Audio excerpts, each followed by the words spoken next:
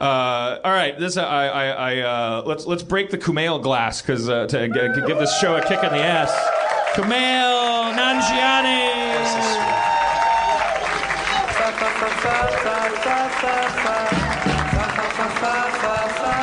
Hello.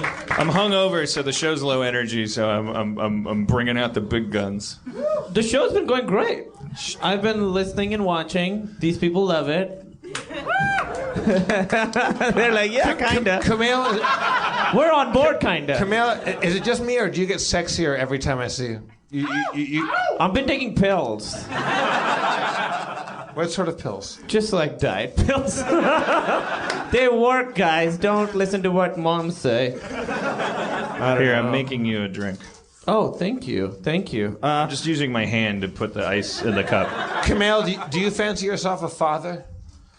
You know, it's so weird that you guys are talking about this because we've been talking about it. Like, it's been like I don't know. It's hard. It's one of those things your whole life, you know, you think life's going to be a certain way, you're supposed to do certain things, and my whole life I've been like, I'll be a dad someday, my kid's going to be great. And then at a certain point you're like, well, do I really want to be a dad? It's hard to like ask yourself a question that you thought the answer was made for you your whole life. And now in my 30s, I'm like, do I really want that? I don't know. It's very hard to think about. I would imagine you being a good father. I don't think I'd be a bad father. I think I'd be a good father, but I don't know if I want to be a father. Like, I don't know. We've just started. Certainly, we don't need. It's not incumbent upon us to choke the planet with more flesh. Yeah, but I mean, if people are having second thoughts about that's it, like the worst gynecologist ever. Listen. You are gonna have a little thing that chokes the planet with more flesh. That's what with more flesh. Yahweh said in the Old Testament, right? He said, "Go forth and choke the planet with your flesh." I mean, but it's gonna hurt when you take a shit from now on. Dan, like, are you driven? Like, do you feel like a part of you needs to be a father, wants to be a father? Why do you want to be a father? Or do you feel that way? I feel driven to it. I feel like I always go when I have to make a choice. I go best case, worst case, and compare all the possibilities. The worst case scenario with having a kid is having a kid and just being like anybody else that has a kid. That's like I had a kid and. Sometimes people with kids secretly like warn you when no one's listening, like don't do it. Yeah. Oh yeah, I've been pulled aside at parties, like listen. But it's always tongue in cheek. I mean, they mean it, but it's truth and jest. But that's the worst case scenario is regretting is having a kid and wondering what it would be like to be a bachelor and play video games or just be with Aaron and not have a kid, like what Schraub and Kate are doing, like they're not having kids, they're just hanging out. The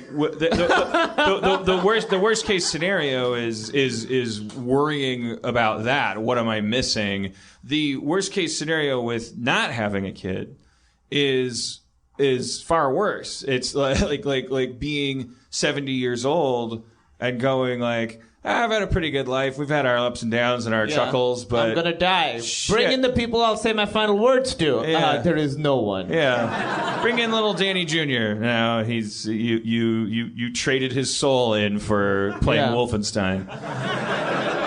That sounds pretty good.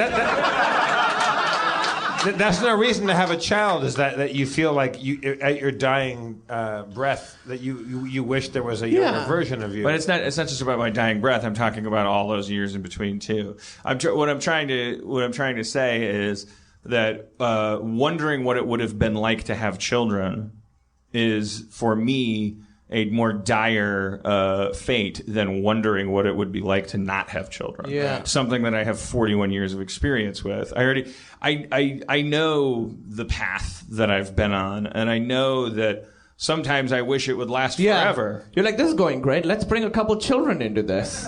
Let's see but what I also what know happens. that my hair is falling out, and that my I don't know, my boobs are sagging, and and I have boobs, and I'm melting, I'm dying, I'm disintegrating, and. So are you combating mortality by having children? Is that what it is? No, it's not like a pharaoh thing. Like I want my legacy. It's not. Because it is for a lot of people. No, it's no. I would never put that whammy on a kid. I hope he's a garbage man. My mom used to tell me, be a garbage man, be the best garbage man everybody works with. I don't give a shit what you do, because who are we kidding? Everybody's been doing remarkable things for 6,000 years. Where has it gotten them? Who gives a fuck? Just have a good life. Harmon Jr. And, that was like inspiring and cynical at the same time.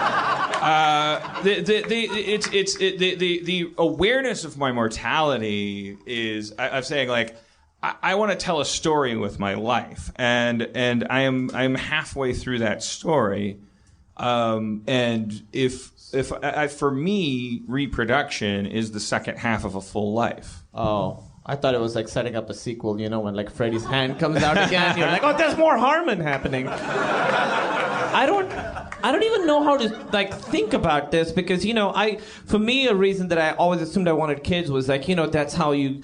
Because I have, I've been thinking about death my whole life, and I'm like, that's how, for me, you combat it, you get a kid, and then that person continues on the stuff you've done, and you sort of live on through them. But now I'm like, well, I kind of want to live on through the stuff I do, like you sort of, like the, shows you right or whatever, that kind of stuff. So I think I would rather do that, but I don't know. I don't even know how to start thinking about it. It seems like so much. Do your parents have an opinion about whether you should be a father or not? Like, Me? Yeah. Do they care about you being Yeah, they have a very strong opinion. They're very pro. I'm like, now, and I kind of want to be like, remember how difficult it was when I brought a white woman home? Now I'm bringing a person, you can't even separate the person. It's like a swirl, like they're together. It's going to be so much more complicated. Like, this is like we went to fucking Cold Stone and mixed it all up. There's no conversation now, so... Do you think they're excited about that, or... Yeah, I was just with them this weekend, and they brought it up a lot. So, they're like when you reference how difficult it was when I brought a white woman home. Like, what was the family situation when you and Emily started going out? When it was time to meet the parents? We've talked about your parents' like ambitions for you. He wanted you to be a doctor. Yeah. They had maybe ambitions for you in terms of your mate as well. Oh yeah, they used to send me pictures of women. Like, because it's all arranged marriage, So it's all these women who... So this is how it's set up. There's, like, older women in the community who are always aware of, like, that they have a girl. They're in the market. Like, so they know the guys and they know the women in the market. So they'd show me these pictures that are obviously these old ladies taking pictures of, like, these girls at weddings and stuff. Like, they're eating. They're, like, caught unaware. It's completely true, and my mom would send it over with like sort of like a resume, like she's pre-med, she's got a green card, so that's not going to be a problem. And I kept saying no to them, and I swear the women got more and more attractive. And the last one was like fucking Cleopatra, like she was stunning. So if you're in Pakistan and you're listening to this podcast, like always, like hold out. Oh yeah, hold out. They're bluffing. Even if you're gonna stay in the system. What was her... I wonder if it works that way for the poor girls. Yeah. Do their men I don't know. choices get Yeah, but it's like handsome? kind of when you go to a store and you're like, hey, what's the shit in the back? What do you have in the back? Yeah, what's that girl? Like, Cleopatra's that girl. What's her stake in it? Like what is she? She's getting me, dude. What the fuck? They're merging the House Nanjiani with... Yeah, it is like that. It is like that. So I mean, it's the Iron Bank will... we will be so much stronger. Yeah. No, it totally is like that. It's more of a pact between two families rather than just love. We actually have a term for a marriage that's not arranged. They call it love marriage. It's called love marriage, which here seems so redundant. But over there, and they say it's like a bad term, like, oh, she had a love marriage, What? Love marriage, Google it. Meaning she had a say in the matter? No, you always have a say in the matter. The difference is whether you get set up, you sort of hang out, so it'll be like the two families meet, and then they like find an excuse to leave, and the guy and the girl are there, and you talk. and then you decide like, yeah, this is the person. Rest of my life, she likes purple. Is it male? Is it male driven or female driven? Like who's driving that car?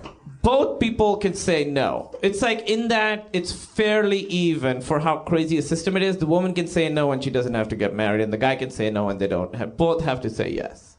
All right. Yeah. So crazy. It's a little charming. Do you think It is? It's a little charming. It's not charming. Well, I mean, it's charming just like- from the vantage point of not having to deal with it.